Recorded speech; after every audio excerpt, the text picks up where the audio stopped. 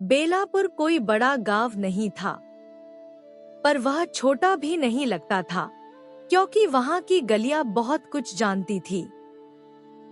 कच्ची सड़कें थी, जिन पर बरसात में कीचड़ और गर्मी में धूल दोनों बराबर रहते थे।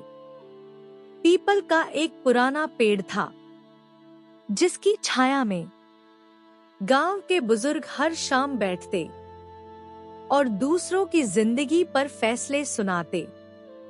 हर घर की एक कहानी थी, पर सबसे ज्यादा चर्चित एक ही घर था।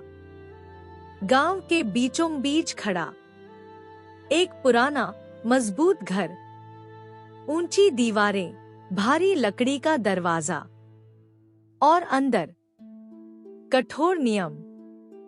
लोग कहते थे, घर मजबूत है, पर वहां दिल कमजोर पड़ जाते हैं। उस घर की मालकिन थी शांति देवी। उनके घर में शांति बहुत कम आती थी।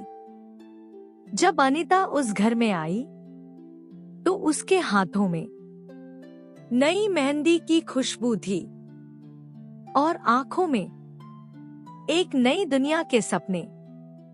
मायके में सब कुछ साधारण था, पर अपनापन बहुत था। विदाई के समय माँ ने उसे गले लगाया और धीरे से कहा, बेटी, सब सह लेना, घर बचा रहेगा। अनीता ने कुछ नहीं कहा, बस सिर हिला दिया। उसने सोचा, शायद यही औरत होने की शुरुआत है। उसे नहीं पता था कि सहना यहां रोज का नियम होगा। अनीता की सुबह कभी अलार्म से नहीं खुलती थी। उसकी नींद एक डर से टूटती थी, कहीं देर न हो जाए, कहीं चाय ठंडी न रह जाए। अभी अंधेरा रहता, पक्षी भी नहीं जागते, पर अनीता रसोई में खड़ी होती, हाथ तेज चलते, दिल धीमे धीमे कांपता। फिर आवाज आती, इतनी देर? आजकल की लड़कियां काम से ज्यादा सोने में तेज होती हैं। अनीता कुछ नहीं बोलती। वह मानती थी, शायद गलती मेरी ही होगी। घर में गलती नहीं रहती थी, वह अपराध बन जाती। नमक जरा तेज, तुझे समझ नहीं है। रोटी जरा मोटी, मेरे जमाने में बहुएं ऐसा नहीं करती थी। सबके सामने कहा जाता, बेटा, मैंने मना किया था इस लड़की से शादी करने को। अनीता का सिर झुक जाता।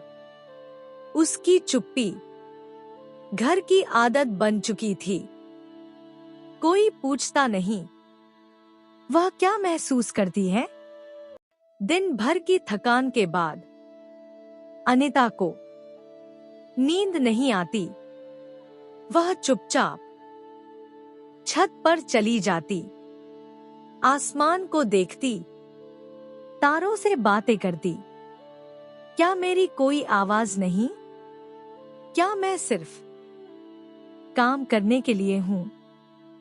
कभी आंसू गिरते, कभी खुद को समझाती, थोड़ा और सह लो, सब ठीक हो जाएगा। पर रातें हर रोज और भारी होती गई। एक दिन गांव की कुछ औरतें घर आईं। हंसी मजाक चल रहा था। तभी शांति देवी ने हंसते हंसते कहा, आजकल की बहुएं बस सजना जानती हैं, घर चलाना नहीं। सब हंस पड़ी। अनीता का दिल जोर से धड़का। पहली बार उसके होंठ हिले, पर आवाज फिर भी नहीं निकली। उस रात अनिता देर तक बैठी रही, दीवार को देखती रही और खुद से पूछा, अगर मैं हमेशा चुप रही तो क्या मैं जिंदा हूं? उसी रात उसके भीतर एक छोटा सा साहस पैदा हुआ। उसने फैसला किया, मैं जवाब दूंगी, पर लड़कर नहीं, सम्मान से। कुछ दिन बाद शांति देवी बीमार पड़ गई। घर में कोई नहीं था, बस अनिता। रात भर वह सास के पास बैठी रही, दवा, पानी। शांति देवी ने कमजोर आवाज में पूछा, तू नाराज नहीं है? अनिता की आवाज आज नहीं कांपी। उसने कहा, मैं नाराज नहीं हूं, मैं थकी हुई हूं। कमरे में सन्नाटा छा गया। यह पहली सच्ची बात थी जो वर्षों बाद उस घर में बोली गई। उस रात के बाद अनिता ठीक से सो नहीं पाई।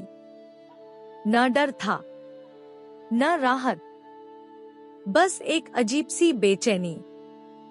सुबह की हल्की रोशनी खिड़की से अंदर आई। पहली बार अनिता डर के साथ नहीं उठी, बल्कि सोच के साथ। उसने रसोई में कदम रखा, चाय बनाई, हर दिन की तरह। पर आज हाथ कांप नहीं रहे थे। चाय लेकर वह कमरे में गई। शांति देवी पलंग पर बैठी थी। उनकी आंखों में कठोरता नहीं थी, थकान थी। बैठ जा। अनिता ठिठक गई। उसे लगा शायद उसने गलत सुना। इतने सालों में कभी ऐसा नहीं हुआ था। वह धीरे से पास बैठ गई। कोई बात नहीं हुई, बस चाय की भाप दोनों के बीच उठती रही। पर उस भाप के साथ सालों की जमी हुई चुप्पी पिघलने लगी। उस दिन के बाद घर अचानक नहीं बदला, पर धीरे धीरे कुछ हल्का होने लगा। अब सुबह सिर्फ आदेश नहीं होते थे, कभी कभी सवाल भी होते थे। रात ठीक से सो पाई? अनिता को पहली बार लगा कोई उसकी थकान देख रहा है। वह भी अब हर बात नहीं सहती थी। अगर कुछ गलत लगता तो शांत आवाज में कह देती, माँ जी, इस तरह कहना मुझे अच्छा नहीं लगता। शांति देवी हर बार जवाब नहीं देती, पर सुनती जरूर थी। घर की हवा धीरे धीरे बदलने लगी। जहां पहले डर से चुप्पी थी, अब समझ से चुप्पी थी। कभी रसोई में दोनों साथ काम कर लेती, कभी हंसी बिना वजह निकल आती। अनिता समझ गई थी, बदलाव शोर से नहीं, लगातार सम्मान से आता है।